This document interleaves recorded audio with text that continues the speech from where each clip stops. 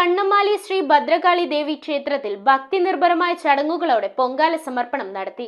സ്ത്രീകൾക്ക് വളരെയധികം പ്രാധാന്യമുള്ള മഹായജ്ഞമായ പൊങ്കാലയിൽ ക്ഷേത്രം മേൽശാന്തി കണ്ണൻ ശോഭനം ചന്ദിരൂർ മുഖ്യ കാർമ്മികത്വം വഹിച്ചു.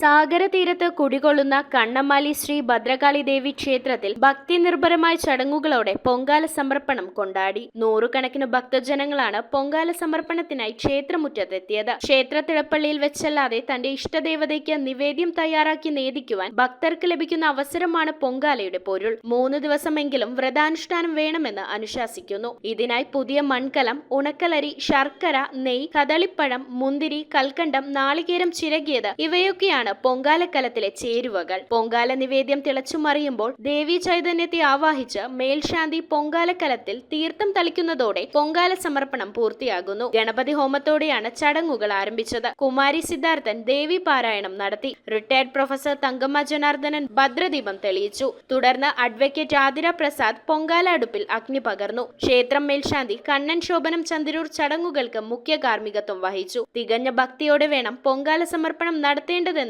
മേൽശാന്തി ഭക്തരെ ഓർമ്മിപ്പിച്ചു. Devaswom president T V. Rajesh, Devaswom secretary T A. Anilkumar, K U. Babu, D S. Prasad, K N. Muralidharan, K A. Sudheer, Sharadarajan തുടങ്ങിയവർ ചടങ്ങുകൾക്ക് നേതൃത്വം നൽകി.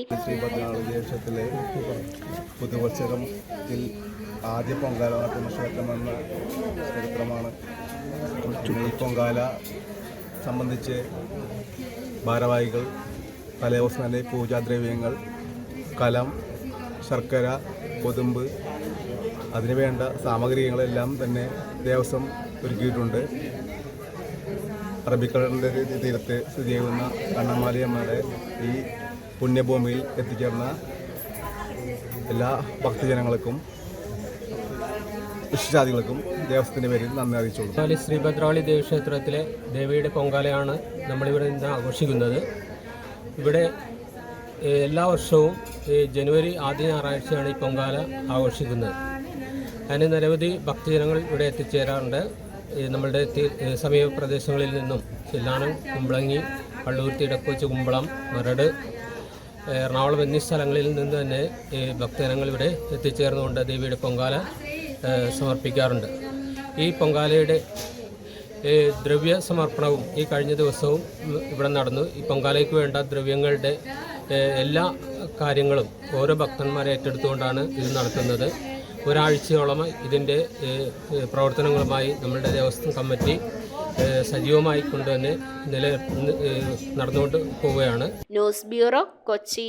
ഓം നമോ ഭഗവതേ വാസുദേവായ ധന്വന്തരയേ അമൃതകലശഹസ്തായ സർവാമയ വിനാശനായ ത്രൈലോക്യനാഥായ മഹാവിഷ്ണവേ നമഃ.